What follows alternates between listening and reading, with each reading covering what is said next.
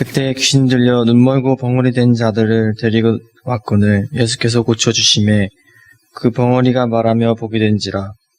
무리가 다 놀라 가로되 이는 다윗의 자손 아니냐 하니 바리새인들은 듣고 가로되 이가 귀신의 왕 바알세불을 힘입지 않고서는 그 귀신을 쫓아내지 못하였느니라 하거늘 예수께서 저희 생각을 아시고 가라사대 스스로 분쟁하는 나라마다 황폐해질 것이요 스스로 분쟁하는 동네나 집마다 서지 못하리라.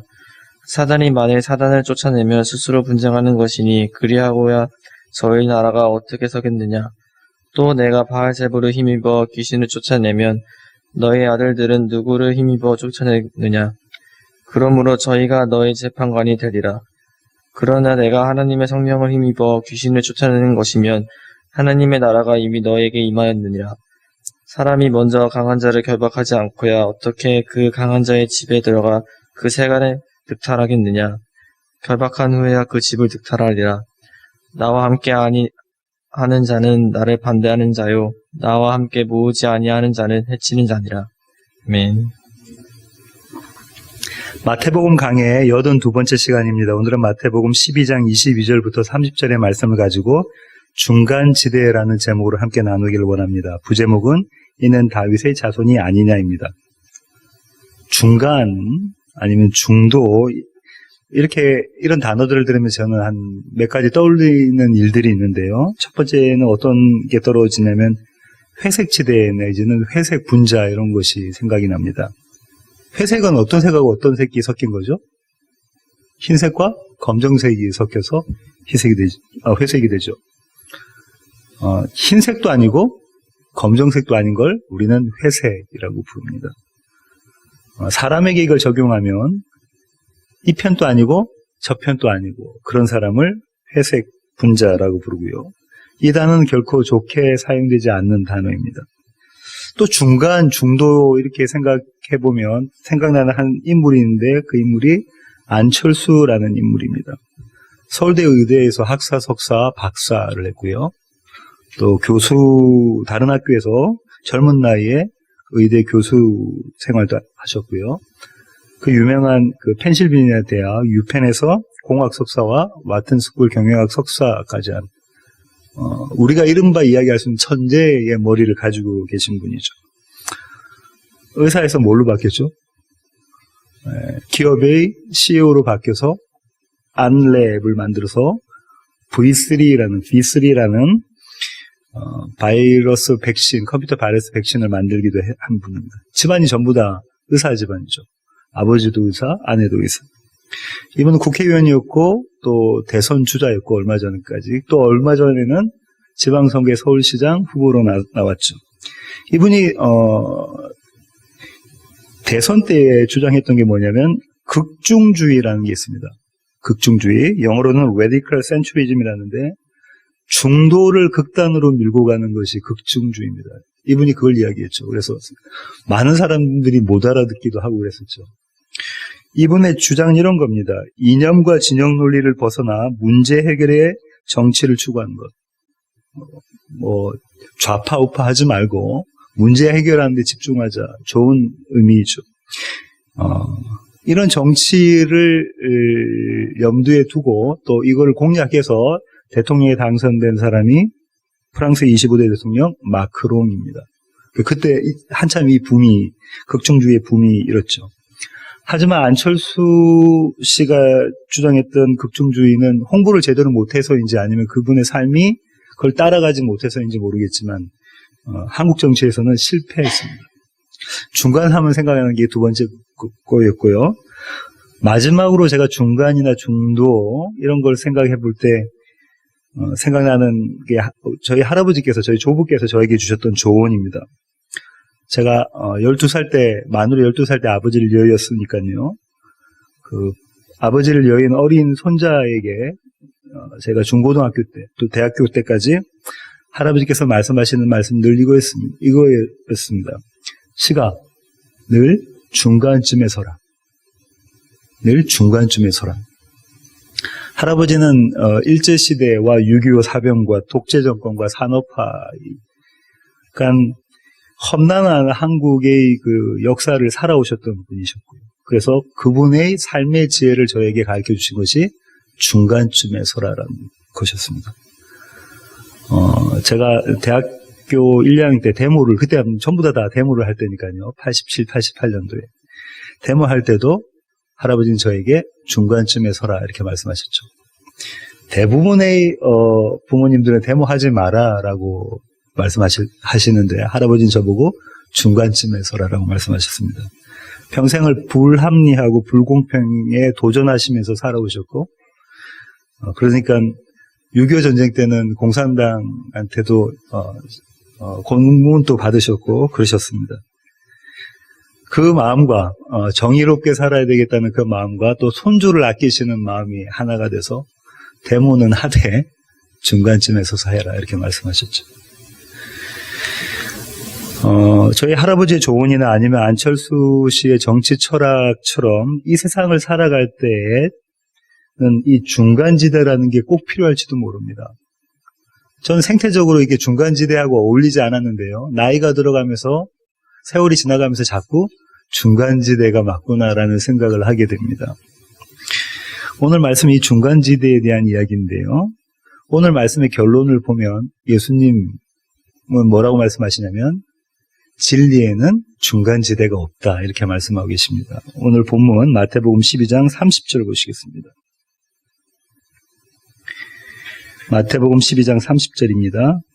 나와 함께 아니한 자는 나를 반대하는 자요 나와 함께 모으지 아니하는 자는 해치는 자니라. 주님께서 뭐라고 말씀하시냐면 내 편에 서지 않으면 다 적군이다 이렇게 말씀하고 계신 거죠. 내 편에 서 있으면 아군이고 내 편에 서 있지 않으면 적군이다. 예수님 같은 이런 모습으로는 요즘의 세상을 살아갈 수가 없습니다. 그죠? 좀 덜 떨어진 시대착오적인 그런 발상, 그런 철학을 갖고 계신 분이 예수님이시죠.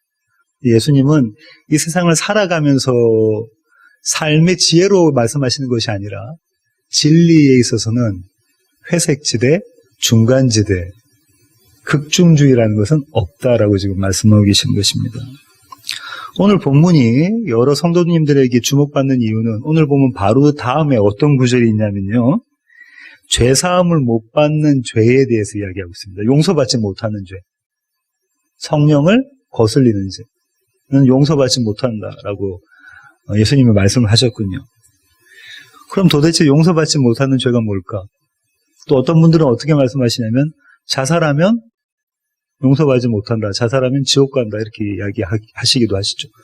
그래서 도대체 이 죄가 뭐고 예수님은 뭘 말씀하시는 것일까? 그 본문, 그 주제의 바로 앞에 있는 본문이기 때문에 또 주목을 받기도 하겠습니다. 다음 시간에 이에 대해서는 제가 살펴보도록 하겠고요. 오늘 태양이 갈궜던 이 본문과 병행구절이 공간복음의 병행구절이 마가복음과 누가복음에 나오는데요. 마가복음 3장으로 가겠습니다. 마가복음 3장 20절부터 한번 보실까요? 30절까지. 마가복음 3장 20절부터 30절입니다. 제가 읽어보겠습니다. 집에 들어가시니 무리가 다시 모임으로 식사할 겨를도 없는지라. 예수의 친족들이 듣고 그를 붙들러 나오니 이는 그가 미쳤다 하밀러라. 예루살렘에서 내려온 서기관들은 그가 바알세불이 짚혔다 하며 또 귀신의 왕을 힘입어 귀신을 쫓아낸다 하니 예수께서 그들을 불러다가 비유로 말씀하시되 사탄이 어찌 사탄을 쫓아낼 수 있느냐. 또 만일 나라가 스스로 분쟁하면 그 나라가 설 수 없고 만일 집이 스스로 분쟁하면 그 집이 설 수 없고 만일 사탄이 자기를 거슬러 일어나 분쟁하면 설 수 없고 망하느니라. 사람이 먼저 강한 자를 결박하지 않고는 그 강한 자의 집에 들어가 세간을 강탈하지 못하리니 결박한 후에야 그 집을 강탈하리라. 내가 진실로 너에게 이르노니 사람의 모든 죄와 모든 모독하는 일은 사하심을 얻되 누구든지 성령을 모독하는 자는 영원히 사하심을 얻지 못하고 영원한 죄가 되느니라 하시니 이는 그들이 말하기를 더러운 귀신이 들렸다 함이로라. 마가복음에 있는 병행구절이고요. 누가복음만 보실까요? 누가복음 11장 누가복음 11장 14절부터 보시겠습니다. 23절까지. 예수께서 한 말 못하게 하는 귀신을 쫓아내시니 귀신이 나가매 말 못하는 사람이 말하는지라 무리들이 놀랍게 여겼으나 그 중에 더러는 말하기를 그가 귀신의 왕 바알세불을 힘입어 귀신을 쫓아낸다고, 또 더러는 예수를 시험하여 하늘로부터 오는 표적을 구하니 예수께서 그들의 생각을 아시고 이르시되 스스로 분쟁하는 나라마다 황폐하여지며 스스로 분쟁하는 집은 무너지느니라. 너희 말이 내가 바알세불을 힘입어 귀신을 쫓아낸다 하니 만일 사탄이 스스로 분쟁하면 그의 나라가 어떻게 서겠느냐? 내가 바알세불을 힘입어 귀신을 쫓아내면 너희 아들들은 누구를 힘입어 쫓아내느냐? 그러므로 그들이 너희 재판관이 되리라. 그러나 내가 만일 하나님의 손을 힘입어 귀신을 쫓아낸다면 하나님의 나라가 이미 너희에게 임하였느니라. 강한 자가 무장을 하고 자기 집을 지킬 때에는 그 소유가 안전하되 더 강한 자가 와서 그를 굴복시킬 때에는 그가 믿던 무장을 빼앗고 그의 재물을 나누느니라. 나와 함께 하지 아니하는 자는 나를 반대하는 자요 나와 함께 모으지 아니하는 자는 해치는 자니라. 예. 누가도 마태처럼 극중주의는 없다라고 이야기하는 거죠. 중간지대는 없다. 예수님 편에 섰느냐 안 섰느냐 그것밖에 없다라고 이야기하고 있습니다. 오늘 본문을 보면 바알세불이라는 단어가 나오잖아요. 이 바알세불은 히브리어로는 바알제북인데 이걸 헬라어로 음력한 겁니다. 파리의 신이라는 뜻을 갖고 있습니다. 파리 있잖아요. 날아다니는 파리, 플라이의 신. 당시에는 개체수가 많은 것이 경배의 대상이 됐었습니다. 개구리, 파리 이런 것들. 요즘처럼 위생 상태가 좋지 않으니까 파리가 얼마나 많았겠어요. 그러니까 많은 파리를 만들어내는 그 신이야말로 참 신이다. 왜냐하면 그것이 번성과 다산을 상징했기 때문에 그렇습니다. 또 이 바알세불을 치료의 신이라고도 생각했는데요. 왜 그랬냐면요. 상처가 나면 파리가 앉아서 거기서 핥아먹잖아요. 이게 치료하는 것이다라고 당시 사람들은 생각했다고 해요. 그래서 바알세불 하면 치료의 신, 다산의 신 이렇게 생각했다고 합니다. 지금은 뭐 도대체가 이해할 수 없는 이야기입니다.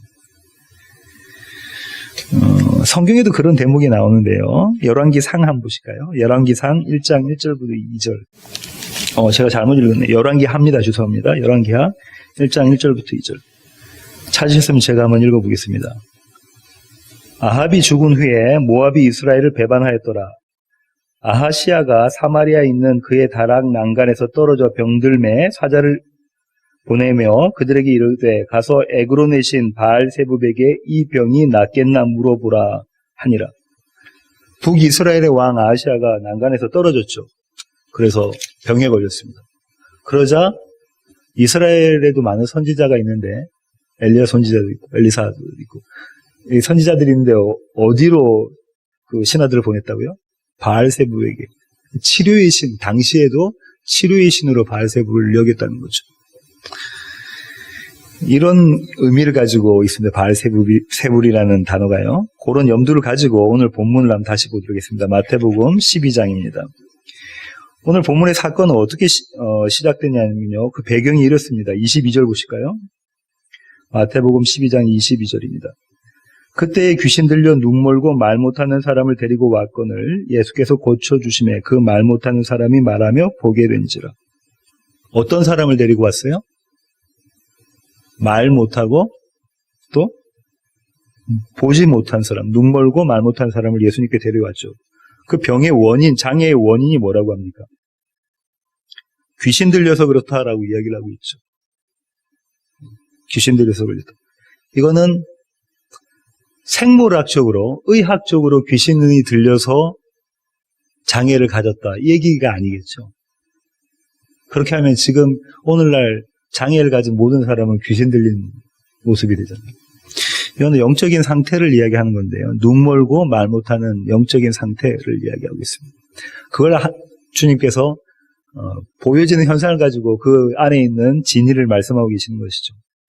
예수님이 근데 이 귀신 들린 자의 눈 멀고 또 말 못하는 장애를 고쳐주십니다. 그래서 이는 말하게 되고 보게 되죠. 이게 그 귀신 들린 자의 영적 상태가 바뀌어졌다는 이야기를 하고 있는 겁니다. 뭘 보게 됐을까요? 뭘 듣게 되고 뭘 말하게 됐을까요? 두 글자로 이야기하면 복음입니다. 그죠? 그분의 약속. 제가 시애틀 가서 말씀 사교행회 때 할 주제, 그분의 약속을 듣게 되고 그분의 약속을 보게 되고 그분의 약속을 전하게 되는 그 상태를 지금 이야기하고 있는 거죠. 이게 곧 구원이라는 겁니다. 예수님이 치료하시면 곧 구원이라는 거죠. 이렇게 사건이 시작되고 난 다음에 이 사건이 이제 크게 이렇게 터지게 되는데, 발단되는 구절이 23절입니다. 한번 보실까요? 무리가 다 놀라 이르되 이는 다윗의 자손이 아니냐 하니, 무리가 아마 이렇게 이야기했을 겁니다. 혹시 이 사람이 다윗의 자손 아니야? 이분이 혹시 메시아 아니야? 그리스도 아니야? 하고 이렇게 생각했겠죠. 왜냐하면 자기들이 볼 수 없는 그 일이 이루어졌기 때문에 그런 거죠. 사무엘 하 7장 16절 보실까요? 찾으셨으면 제가 한번 읽어보겠습니다. 내 집과 내 나라가 내 앞에서 영원히 보존되고 내 왕위가 영원히 경고하리라 하셨다 하라. 이게 무슨 약속이죠? 저와 여러분이 잘 알고 있는 다윗 약속, 다윗 언약입니다. 그렇죠? 여호와 하나님께서 나단 선지자를 통해서 다윗에게 이런 말씀을 전하라고 말씀하신 것이잖아요. 8절부터 한번 볼게요. 사무엘하 7장 8절부터. 그러므로 이제 내 종 다윗에게 이와 같이 말하라. 만군의 여호와께서 이와 같이 말씀하시기를 내가 너를 목장 곧 양을 따르는 데에서 데려다가 내 백성 이스라엘의 주권자로 삼고 내가 가는 모든 곳에서 내가 너와 함께 있어 내 모든 원수를 내 앞에서 멸하였은즉 땅에서 위대한 자들의 이름같이 내 이름을 위대하게 만들어주리라. 내가 또 내 백성 이스라엘을 위하여 한 곳을 정하여 그를 심고 그를 거주하게 하고 다시 옮기지 못하게 하며 악한 종류로 전과 같이 그들을 해하지 못하게 하여 전에 내가 사사에게 명령하여 내 백성 이스라엘을 다스리던 때와 같지 아니하게 하고 너를 모든 원수에게서 벗어나 편히 쉬게 하리라.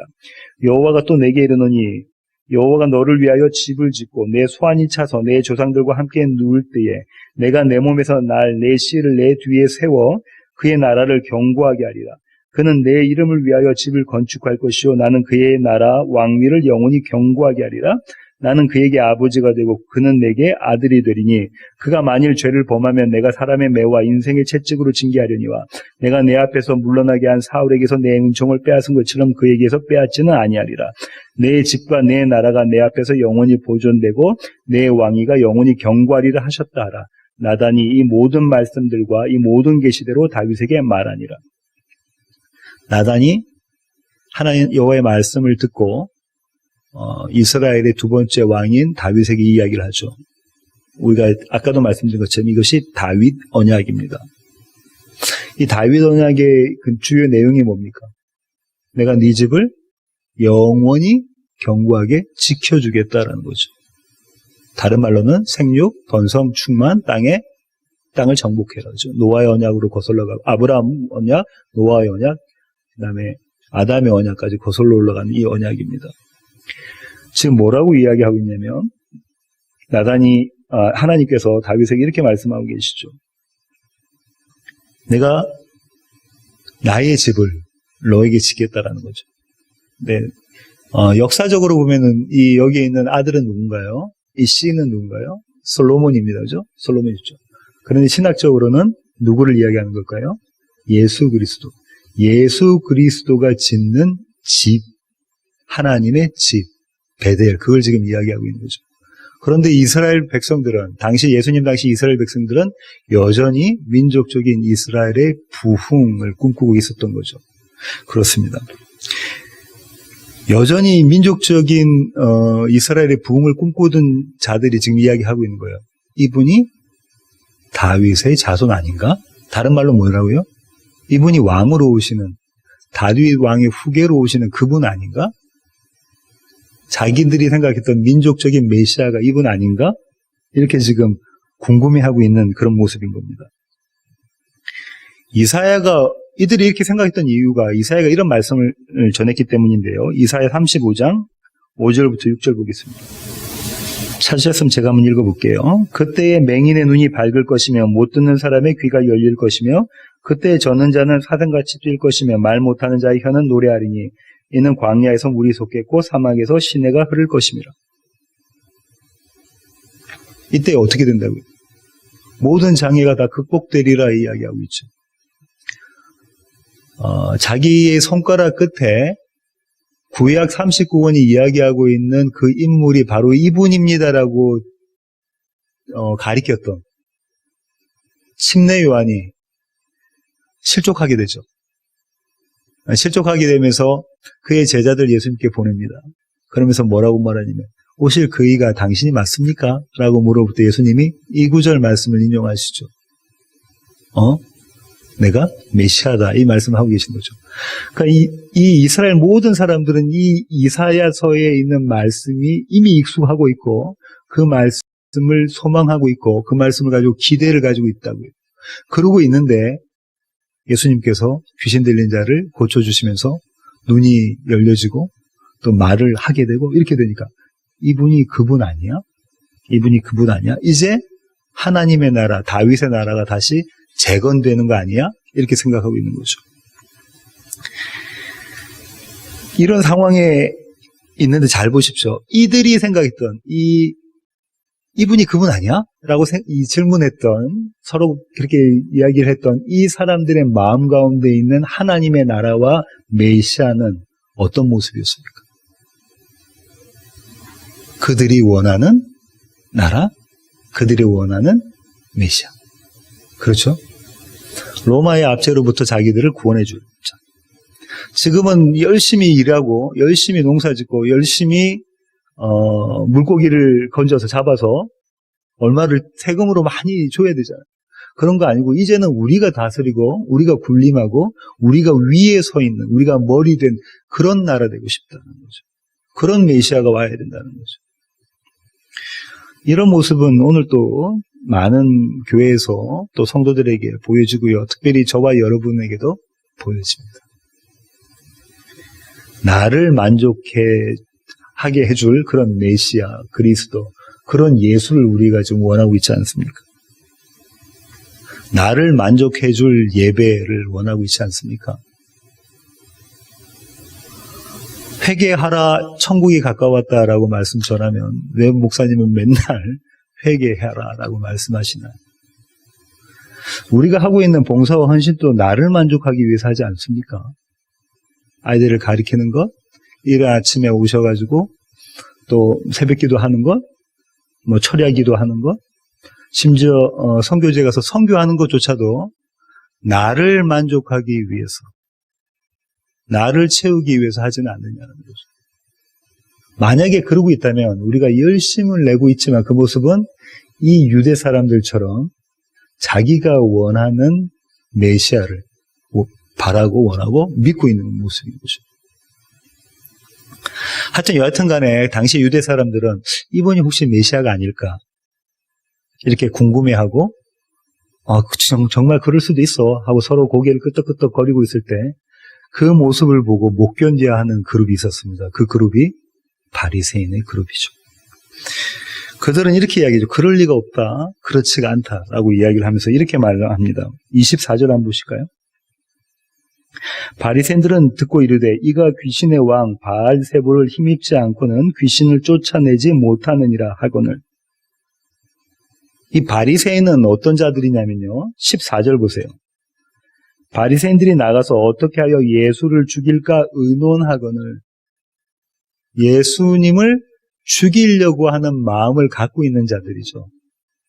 그들이 지금 이분이 메시아가 아니야 라고 사람들이 온 군중과 무리들이 막 이야기하고 있으니까 들썩들썩거리고 있으니까 아니 절대 그럴 수가 없고 그래서는 안 된다라고 지금 이야기하고 있는 겁니다. 여기서 우리는 바리새인들이 맞게 된 딜레마를 한번 생각해 봐야 됩니다. 어떤 딜레마냐면요. 예수님이 귀신 들려서 말 못하고 보지 못하는 사람을 고쳐주신 것이 팩트인가요? 팩트입니다. 그죠? 사실이에요. 자기들 눈으로 봤거든요. 모두 있는 유대 사람들이 다 봤단 말이에요. 그럼 이게 사실이고 팩트인데 만약에 그렇다면 하나님의 아들 정말로 이사야가 이야기하고 있는 그 메시아가 오셔서 고쳐주셔야 되는 게 맞잖아요. 그걸 인정할 수 없습니다. 그걸 인정하면 그들이 붙잡고 있었던 종교관이 무너져버리고 그들이 붙잡고 있던 의의가 박탈당해버리고 나가 죽어져야 되는 자리인 거예요. 그렇잖아요. 팩트를 봤어요. 사실을. 예수님이 정말로 병 고쳐주시고 귀신을 쫓아내시는 모습을 봤단 말이죠. 그러면 하나님의 아들 메시아가 맞아. 왜냐하면 그들이 하나님의 말씀을 가리켰으니까. 이사야가 전한 하나님의 말씀을 가리켰으니까. 그런데 그들은 예수 그리스도를 나사렛 출신의 예수를 메시아라고 받아들일 수 없는 거죠. 수용할 수 없는 겁니다. 그래서 뭐라고 말하죠? 이자가 바알세불의 종이야. 하나님의 종이 아니라 바알세불의 종이고 하나님의 아들이 아니라 바알세불의 아들이야. 그렇게 이야기를 합니다. 그들이 그렇게 이야기하는 건 당연한 이야기입니다. 그죠? 저와 여러분도 그러지 않습니까? 우리가 원하는 모습이 아닐 경우에는 우리는 늘 그러지 않습니까? 예수 믿는다고 하면서도. 예수님의 원함과 우리의 원함이 다를 때 우리는 그러지 않습니까?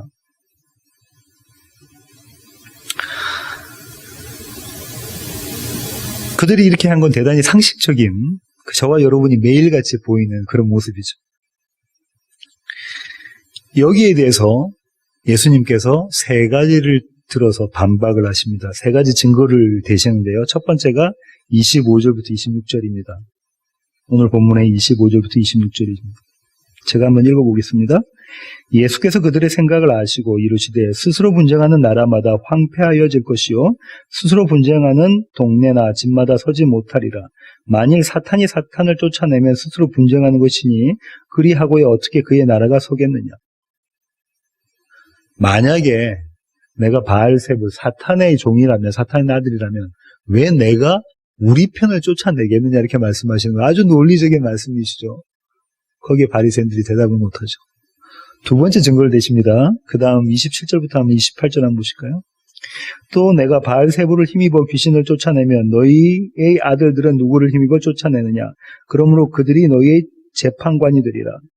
그러나 내가 하나님의 성령을 힘입어 귀신을 쫓아내는 것이면 하나님의 나라가 이미 너희에게 임하였느니라. 뭐라고 말씀하시냐면요. 당시 아마도 서기관과 바리새인 중에서 아니면 유대인들 중에서 하나님의 능력으로 귀신을 쫓아내고 또 하나님의 능력으로 병 고치는 기적을 보여주는 사람들이 있었는가 보죠. 덜어 있었는가 보죠. 그럼 그들은 어떻느냐 이렇게 이야기하고 있는 거죠. 마치 옛날에 선지자들처럼. 그러면 그들은 어떻게 되느냐. 그들 다 너희 편에 서 있는데? 라고 지금 말씀하고 계십니다. 세 번째 증거를 대십니다. 29절입니다. 사람이 먼저 강한 자를 결박하지 않고서야 어떻게 그 강한 자의 집에 들어가 그 생안을 강탈하겠느냐. 결박한 후에야 그 집을 강탈하리라. 주님 지금 뭐라고 말씀하시냐면 내가 가서 사탄을 결박했다. 강한 자가 사탄이잖아요. 강한 자를 결박했고 그 집안에 있는 세간들을 자유케 했다. 이렇게 말씀하고 계시죠. 지금 뭐라고 이야기하시면 나는 사탄과 싸우러 온 사람이야. 나는 사탄보다 강한 사람이야. 이 말씀하고 계십니다. 이 세 가지 증거를 들이밀면서 서기관과 바리새인들에게 반박을 하시죠. 그들이 아무 말을 못하고 있는 거죠. 그러고 난 다음에 중간 결론을 딱 내시는데 그 중간 결론이 30절입니다. 제가 30절 다시 한번 읽어볼게요. 나와 함께 아니하는 자는 나를 반대하는 자요 나와 함께 모지 아니하는 자는 해치는 자니라. 한마디로 말하면 중간지대는 없다. 내 편에 섰냐? 반대편에 서 있냐? 내 편에 서 있냐? 반대편에 서 있냐? 예수님 그걸 지금 말씀하고 계신 거예요. 회색지대, 중간지대, 극중주의 이런 거 없어. 나야 아니면 아니야. 이렇게 말씀하고 계시는 거죠. 진리 안에서는 중간지대라고는 없는 거죠. 예수님이 지금 그 말씀을 하고 계십니다. 여기서 우리가 생각해 볼 건요. 예수님 편에 선 자, 오늘 예수님의 표현으로는요. 나와 함께 아니하는 자. 그럼 반대로 보면 예수님과 함께 하는 자와 예수님과 함께 모으는 자, 예수님 편에 선 자는 어떤 모습일까요? 우리가 애쓰고 용서서 예수님 편에 설 수 있을까요? 우리가 힘을 쓰고 노력해서 지혜를 발휘해서 하나님 나라에 들어갈 수가 있겠습니까? 예수님 뭐라고 말씀하시냐면 28절에 이렇게 말씀하시는데요. 내가 하나님의 성령을 힘입어 귀신을 쫓아내는 것이면 하나님의 나라가 이미 너희에게 임하였느니라. 예수님이 오셔서 강한 자의 집에 강한 자를 묶으시고 그 세간을 강탈하시면 이미 너에게는 하나님의 나라가 임하였다라고, 하나님의 나라가 내려왔다 이렇게 이야기하고 계신 거잖아요. 하나님의 나라가 내려왔다 이렇게 말씀하고 계신 겁니다. 골로새서 1장 13절부터 14절에서 바울은 이렇게 이야기하고 있는데요. 골로새서 제가 한번 읽어보겠습니다. 그가 우리를 흑암의 권세에서 건져내서 그의 사랑의 아들의 나라로 옮기셨으니 그 아들 안에서 우리가 속량 곧 죄사함을 얻었도다. 어디서 어디로 옮기셨다고 그러죠? 누구를 변화시킨 게 아니라 어디서 어디로 옮겨놓으셨다고 그럽니다. 어둠에서 어디로? 사랑의 아들의 나라, 아들의 나라로, 하나님의 나라로, 아버지의 나라로 옮기셨다. 이 얘기 지금 바울이 이야기하고 있네요. 어떻게 그러면 옮기셨는지, 어떻게 하나님의 나라가 임하였는지, 그렇게 해서 하나님 예수 그리스도의 편에 설 수 있는지를 오늘 본문에서 29절에서 이야기하고 있는데요. 사람이 먼저 강한 자를 결박하지 않고서야 어떻게 그 강한 자의 집에 들어가 그 세간을 강탈하겠느냐. 결박한 후에야 그 집을 강탈하리라. 이 구절이 여러분에게 은혜가 되어져야 됩니다. 제가 좀 설명을 드릴게요. 똑같은 본문 누가복음 11장 21절부터 22절 한번 보실까요? 강한 자가 무장을 하고 자기 집을 지킬 때에는 그 소유가 안전하되 더 강한 자가 와서 그를 굴복시킬 때에는 그가 믿던 무장을 빼앗고 그의 재물을 나누느니라. 누가는 뭐라고 이야기하고 있냐면요. 강한 자가 있는데 그 강한 자가 자기 집을 지키고 있다는 거죠. 완전 무장을 하고 총, 칼 다 들고 자기 집을 지키고 있는데 그 안에 걸 어떻게 끄집어내겠니? 하지만 그 자보다 더 강한 자가 가서는 무장을 해제시키고 그 안에 있는 것을 끄집어내올 수가 있다라고 이야기하고 있는 거죠. 누가는 이 구절, 예수님께서 말씀하셨는 이 구절은 어디에 나오냐면요. 이사야서에 나옵니다. 이사야 49장 24절부터 25절 한번 보실까요? 이사야 49장 24절부터 25절. 제가 한번 읽어보겠습니다. 용사, 이게 강한 자입니다. 용사가 빼앗은 것을 어떻게 도로 빼앗으며 승리자에게 사로잡힌 자를 어떻게 건져낼 수 있으랴? 못한다는 거죠. 강한 자가 빼앗아서 갖고 있으면 그렇게 못한다. 그런데 보세요. 25절에 여호와가 이같이 말하노라. 용사의 포로도 빼앗을 것이요 두려운 자의 빼앗은 것도 건져낼 것이니 이는 내가 나를 대적하는 자를 대적하고 내 자녀를 내가 구원할 것입니다. 이사야가 지금 뭐라고 여호와의 말씀을 선포하고 있냐면 너희가 알기로 강한 자, 용사가 빼앗아서 자기가 지키고 있으면 누구도 그걸 끄집어낼 수 없는데 거기서 자유를 줄 수가 없는데 여호와는 반드시 그 자의 손에서 내 아들들을 건져내리라 지금 이 얘기를 하고 있는 거죠. 이 말씀을 누가가 지금 아까 인용한 예수님이 이 말씀을 인용했고 누가는 그거를 표현하고 있는 겁니다. 좀 점잖게 누가는 표현했어요. 누가는 의사잖아요. 그러니까 점잖게 표현했는데요. 마가와 마태는 점잖게 표현하지 않고요. 예수님을 어떻게 표현했냐면 예수님은 어떻게 비유를 하셨다고 그래요? 자기를 누구로? 강도로. 좀 천박스럽다 그죠? 예수님께서 천박스럽게 자신을 강도로 비유하고 계세요. 저는 누가의 표현보다 마태와 마가의 표현이 저와 여러분의 구원을 설명하는데 훨씬 더 적절한 표현이라고 생각합니다. 이거보다 더 적절한 비유는 없다고 생각을 해요. 마태의 표현에서 강한 자는 누굽니까? 사탄이죠. 사탄. 하나님과 맞서는 자고죠. 그 다른 말로 나의 왕됨을 주장하는 자입니다. 내가 하나님이다를 주장하는 자가 사탄인 거죠. 그런데 성경에서 말하는 자유라는 건 뭐냐면 거기에 묶여 있다가 거기서 풀림을 받고 나온 자를 이야기하는 거거든요. 한번 생각해 보실까요? 근데 만약에 그 묶여져 있고 그 강한 자가 다른 누구도 아니고 나라면 사탄이 다른 누구도 아니고 하나님 되고 싶어서 안달을 못하는 나라면 이건 얘기가 달라집니다. 그렇죠? 만약에 내가 누군가의 속박에 있는데 강한 자가 나를 붙잡고 있고 하나님이 오셔서 예수님이 오셔서 나를 그 자의 손에서부터 건져내주시면 그거는 감사하고 기쁜 일이지만 내가 그 강한 자면요. 내가 강한 자로서 나를 꽉 붙잡고 있다면 나를 무장해제시키시고 나를 끄집어내시는 것은 다시 말하면 내가 강도를 당하는 것은 아무 누구도 좋아하지 않습니다.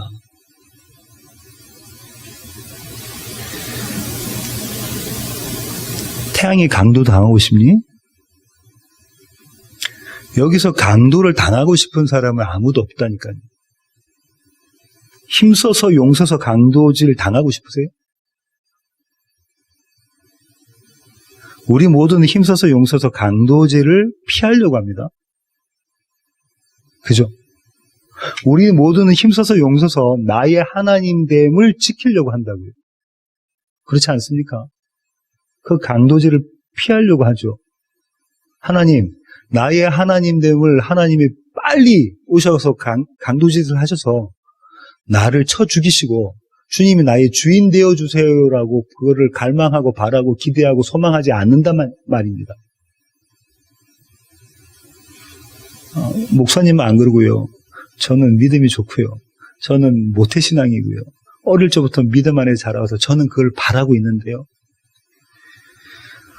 24시간을 한번 잘 돌이켜 보십시오. 나의 왕됨을 내가 원하고 있는지 하나님의 왕됨을 내가 원하고 있는지. 하나님 나라는 이런 모습입니다.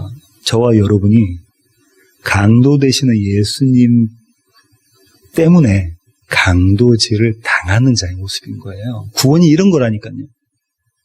구원이 이런 겁니다. 우린 착각하고 있거든요. 이미 구원받았으니까, 이게 맞는 말이죠. 이미 구원받았으니까 어떻게 하냐면 내가 그 구원에 합당한 열매를 이루어내리라로 열심히 달리고 있잖아요. 근데 잘 조명해보면 그 안에서 어떤 모습이냐면 여전히 나의 왕됨, 강도짓을 안 당하려고 애쓰고 힘쓰고 용쓰는 모습이 그 안에 담겨져 있단 말입니다. 내면을 잘 들여다보세요. 오늘 설교의 결론을 맺겠습니다. 2000년 전에 유대 갈보리 언덕, 다른 말로는 골고다 언덕이라고 하는 그 언덕으로 한번 가보시죠. 한번 상상을 해보세요. 언덕이 있으면 힐이 있어요. 거기에 십자가가 여러 십자가 있었을 수도 있는데 특별히 카메라 앵글은 3개의 십자가를 붙잡고 있습니다. 가운데 하나, 좌우로 하나씩. 그러다가 갑자기 그 앵글이 좌우에 있는 2 앵글은 제쳐버리고 가운데 십자가에만 조명을 하고 있습니다. 그리고 앵글을 높여요. 높여서 십자가 맨 위에 있는 끝자락에 있는 십자가의 팻말을 가리키고 있어요. 그 팻말이 뭐라고 쓰여져 있나요? 유대인의 왕이라고 표현되어 있습니다. 그 본문을 한번 보실까요? 아주 중요하니까 복음서 4군데를 다 보겠습니다. 마태복음 27장 32절부터 44절입니다. 마태복음 27장 32절부터 44절. 제가 한번 읽어볼게요. 나가다가 시몬이란 구레네 사람을 만나매 그에게 예수의 십자가를 억지로 지고 가게 하였더라. 골고다 즉 해골의 곳이라는 곳에 이르러 쓸개탄 포도주를 예수께 주어 마시게 하려 하였더니 예수께서 맛보시고 마시고자 하지 아니하시더라. 그들이 예수를 십자가에 못 박은 후에 그 옷을 제비 뽑아 나누고 거기 앉아 지키더라. 그 머리 위에 이는 유대인의 왕 예수라 쓴 죄패를 붙였더라. 이때에 예수와 함께 강도 둘이 십자가에 못 박히니 하나는 우편에 하나는 좌편에 있더라. 지나가는 자들은 자기 머리를 흔들며 예수를 모욕하여 이르되 성전을 헐고 사흘에 짓는 자여 내가 만일 하나님의 아들이어든 자기를 구원하고 십자가에서 내려오라 하며 그와 같이 대제사장들도 서기관들과 장로들과 함께 희롱하여 이르되 그가 남은 구원하였을 때 자기는 구원할 수 없도다. 그가 이스라엘의 왕이로다. 지금 십자가에서 내려올지어다. 그리하면 우리가 믿겠노라. 그가 하나님을 신뢰하니 하나님이 원하시면 이제 그를 구원하실지라. 그의 말이 나는 하나님의 아들이라 하였도다 하며 함께 십자가에 못 박힌 강도들도 이와 같이 욕하더라. 함께 십자가에 못 박힌 좌편, 우편 강도 모두가 예수님을 욕하더라. 팻말이 뭐라고요? 유대인의 왕 예수. 마가복음 15장 21절부터 32절입니다. 24절부터 읽을게요. 십자가에 못 박고 그 옷을 나눌 때 누가 어느 것을 가질까 하여 제비를 뽑더라. 때가 제3시가 되어 십자가에 못 박으니라. 그 위에 있는 죄패에 뭐라고요? 유대인의 왕이라 썼고 강도 둘을 예수와 함께 십자가에 못 박으니 하나는 그의 우편에 하나는 좌편에 있더라. 지나가는 자들은 자기 머리를 흔들며 예수를 모욕하여 이르되 아하 성전을 헐고 사흘에 짓는 자여 내가 너를 구원하여 십자가에서 내려오라 하고 그와 같이 대제사장들도 서기관들과 함께 희롱하며 서로 말하되 그가 남은 구원하였을 때 자기는 구원할 수 없도다. 이스라엘의 왕 그리스도가 지금 십자가에서 내려와 우리 보고 믿게 할지어다 하며 함께 십자가에 못 박힌 자들도 예수를 욕하더라. 함께 십자가에 못 박힌 자들도 예수를 욕하더라. 누가복음 23장 32절부터 38절입니다. 또 다른 두 행악자도 사형을 받게 되어 예수와 함께 끌려가니라. 해골이라 하는 곳에 이르러 거기서 예수를 십자가에 못 박고 두 행악자도 그렇게 하니 하나는 우편에 하나는 좌편에 있더라. 이에 예수께서 이르시되 아버지 저들을 사하여 주옵소서 자기들이 하는 것을 알지 못하니이다 하시더라. 그들이 그의 옷을 나눠 제비 뽑을새 백성은 서서 구경하는데 관리들은 비웃어 이르되 저가 남을 구원하였으니 만일 하나님이 택하신 자 그리스도이면 자신도 구원할지어다 하고 군인들도 희롱하면서 나와 신포도주를 주며 이르되 네가 만일 유대인의 왕이면 내가 너를 구원하라 하더라. 그 위에 이는 유대인의 왕이라 쓴 패가 있더라. 유대인의 왕. 마지막으로 요한복음 보실까요? 요한복음 19장 14절부터입니다. 요한복음 19장 14절부터 22절까지 한번 보실까요? 이날은 유월절의 준비일이요 때는 제6시라. 빌라도가 유대인들에게 이르되 보라 너희 왕이로다. 그들이 소리 지르되 없이 하소서 없이 하소서. 그를 십자가에 못 박게 하소서. 빌라도가 이르되 내가 너희 왕을 십자가에 못 박으랴. 대제사장들이 대답하되 가이사 외에는 우리에게 왕이 없나이다 하니 이에 예수를 십자가에 못 박도록 그들에게 넘겨주니라. 그들이 예수를 맡음에 예수께서 자기의 십자가를 지시고 해골 히브리 말로 골고다이라 하는 곳에 나가시니 그들이 거기서 예수를 십자가에 못 박을새 다른 두 사람도 그와 함께 좌우편에 못 박으니 예수는 가운데 있더라. 빌라도가 패를 써서 십자가 위에 붙이니 나사렛 예수 유대인의 왕이라 기록되었더라. 예수께서 못 박히신 곳이 성에서 가까운 거로 많은 유대인이 이 패를 읽는데 히브리와 로마와 헬라 말로 기록되었더라. 유대인의 대제사장들이 빌라도에게 이르되 유대인의 왕이라 쓰지 말고 자칭 유대인의 왕이라 쓰라 하니 빌라도가 대답하되 내가 쓸 것을 썼다 하니라. 팻말이 뭐라고 되어 있냐면요. 유대인의 왕 아니면 유대인의 왕 예수 아니면 나사렛 예수 유대인의 왕이라고 적혀져 있잖아요. 어느 나라 말로 써 있죠? 히브리어와 헬라어와 라틴어로 로마 말로 이렇게 쓰여져 있죠. 이 유대인의 왕이라는 십자가 위에 있는 팻말이 저와 여러분에게 은혜인데요. 십자가 아래에서 유대인의 왕이란 팻말 아래에서 있는 자들의 동일한 반응이 모여 있습니까? 그가 자칭 유대인의 왕이다라는 거죠. 나는 그가 유대인의 왕이라는 거, 나의 왕이라는 거 용납하지 못하고 승인하지 못하고 받아들일 수가 없어 수용 못해. 그는 자칭 유대인의 왕이에요. 이게 모든 사람들의 반응이었죠. 저와 여러분의 반응은 어떻습니까? 자칭 유대인의 왕. 서기관과 바리새인과 대제사장들과 로마 병사들과 로마 장교들과 모든 사람이 반응이 이거라니까요.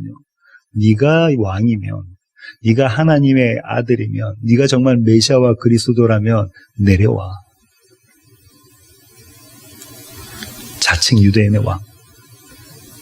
그런데요, 이들 중에 이 자칭 유대인의 왕을 참 유대인의 왕으로 고백하는 이들이 생겨납니다. 마가복음 15장 38절부터 39절 보실까요? 마가복음 15장 37절부터 한번 보겠습니다. 마가복음 15장 37절. 예수께서 큰 소리를 지르시고 숨지시니라. 이에 성소 휘장이 위로부터 아래까지 찢어져 둘이 되니라. 예수를 향하여 섰던 백부장이 그렇게 숨지심을 보고 이르되 이 사람은 진실로 하나님의 아들이었도다 하더라. 이방 사람 백부장이 뭐라고 이야기하냐면요, 이 사람이 유대인의 왕이구나, 이 사람이 메시아이구나, 이 사람이 하나님의 아들이구나, 이렇게 이야기죠. 이 백부장보다 조금 먼저 유대인의 왕을 알아본 사람이 있습니다. 누가복음 23장 39절부터 43절입니다. 38절부터 읽어보겠습니다. 그의 위에는 십자가, 예수님 달리신 십자가 위에 유대인의 왕이라 쓴 패가 있더라. 달린 행악자 중 하나는 비방하여 이르되 네가 그리스도가 아니냐, 너와 우리를 구원하라 하되, 하나는 그 사람을 꾸짖어 이르되 네가 동일한 정죄를 받고서도 하나님을 두려워하지 아니하느냐? 우리는 우리가 행한 일에 상당한 보응을 받는 것이거니와 이에 받는 것이 당연하거니와 이 사람이 행한 것은 옳지 않은 것이 없느니라 하고 이르되 예수여, 당신의 나라에 임하실 때 나를 기억하소서 하니 예수께서 이르시되 내가 진실로 내게 이르노니 오늘 내가 나와 함께 낙원에 있으리라 하시니라. 다른 성경에서, 다른 복음서에서 두 행악자가 똑같이 예수님을 비방했다고 하죠. 뭐라고 얘기했냐면 너 자칭 유대인의 왕이니까 네가 정말 하나님의 아들이고 메시아면 너와 우리를 구원해라. 그랬는데요, 이 우측강도라고 보통 신학자들이 이야기하는데, 왜냐면 오른쪽이 의니까요. 이 우측강도가 자기의 열심과 자기의 노력과 용쓰고 애씀, 자기의 지혜, 자기의 능력이 아니라 하나님의 나라가 위에서부터 자기에게 임하니까 조금 전에 했던 그 자기의 이야기를 번복하죠. 번복합니다. 뭐라고 이야기하죠? 당신은 자칭 유대인의 왕이 아니라 참 유대인의 왕입니다. 참 그리스도이고 하나님의 아들입니다. 당신의 나라가에 당신이 들어가실 때 나를 기억해 주십시오. 그렇게 이야기를 하죠. 당신의 나라에 들어가실 때 나를 기억해 주십시오. 십자가 아래에는 중간지대가 없습니다. 하나님이 하시는 일은요, 십자가 아래에서 중간지대를 없게 하시는 거예요. 없게 하시는 거예요. 회색지대는 없게 하신 게 하나님이 하시는 일. 성령님께서 오시면 하나님의 영, 그리스도의 영, 성령 하나님께서 오시면 저와 여러분 삶 가운데 있는 중간지대를 없애버리십니다. 그래서 늘, 항상, always, all the time 하나님의 반대편에 서 있는 우리의 모습을 발각시키시고 고발시키셔서 그 자리에서 하나님 편으로 끄집어 오시는 일을 하시는 것이, 그게 그분이 하시는 일이십니다. 우리 안에서 중간지대, 회색지대를 없애시는 것이 하나님의 예수 그리스도의 강도질이고요. 우리 안에서 당신의 아들을 자칭 유대인의 왕에서 참 유대인의 왕입니다라는 고백을 하게 만들어내시는 것이 하나님의 강도질입니다. 한번 생각해 보십시오. 우리는 나를 결박하고 내 세간을 강탈해내가는 강도를 좋아할 리가 없잖아요. 나를 결박한다고, 그리고 내 안에 있는 세간을 강탈해내가는 나가 죽는 거잖아요. 나의 원함대로 되는 게 아니잖아요. 그를 좋아할 리가 만무하잖아요. 없잖아요. 그런데요, 강도질을 당하면서 헤헤, 비실비실, 피식피식 웃으면서 기뻐하고 즐거워하는 것이 성도입니다. 대단한 역설이죠? 기가 막힌 역설입니다. 내가 죽고 그리스도가 사는 그 강도질을 당할 때에 기뻐하고 즐거워하는 대단한 기가 막힌 말도 안 되는 세상은 도대체 이해할 수 없는 그 역설을 살아가는 자들이 매일매일 그 역설로 사는 자들이 성도라고요. 성도가 이름이 무슨 뜻인가요? 거룩한 무리죠. 그 거룩한 무리는 어떤 겁니까? 구별된 자들이죠. 세상과 구별된 자들. 저와 여러분은 이렇게 세상과 구별된 성도입니다. 저와 여러분에게는 회색 지대가 없습니다. 기도하시겠습니다. 주님, 그렇습니다. 십자가 팻말 아래 우리는 그 자리에서 회색 지대가 없어집니다. 날마다 우리의 모습은 예수님을 보고 자칭 유대인의 왕이라고 조롱하며 모욕하는 그런 모습으로 발각되어집니다. 어릴 적부터 심지어 어머니의 뱃속에서부터 예수를 믿었다고 하는 우리의 모습이 날마다 우리의 왕됨을 쫓아가는 모습입니다. 하지만 우리에게 약속하셨던 하나님의 그 약속의 근거에서 주님은 우리를 그대로 내버려 두지 않으시고 우리의 어떠함을 보게 하시며 그래서 예수 그리스도에게 손 내밀게 하십니다. 주님이 나라에 임하실 때에 나를 기억하소서라는 고백을 우리로부터 만들어내십니다. 그러니 하나님, 그것이 은혜가 아닐 수가 없습니다. 날마다 이 은혜로 살아가는 세워지는 교회 모든 가족 되게 하여 주시옵소서. 이제는 우리 주 예수 그리스도의 놀라우신 구원의 은혜와 하늘 아버지의 크고 극진하신 사랑과 우리 안에 내주하셔서 나사렛 예수의 왕을 참 유대인의 왕으로 여기게 하시는, 그렇게 고백하게 하시는 성령님의 충만하심이 이제 주님 앞에 머리 숙인 세워지는 교회 모든 지체들 머리 위에 이제로부터 영원토록 함께 하시기를 예수 그리스도의 귀하신 이름으로 간절히 축원하옵나이다. 아멘.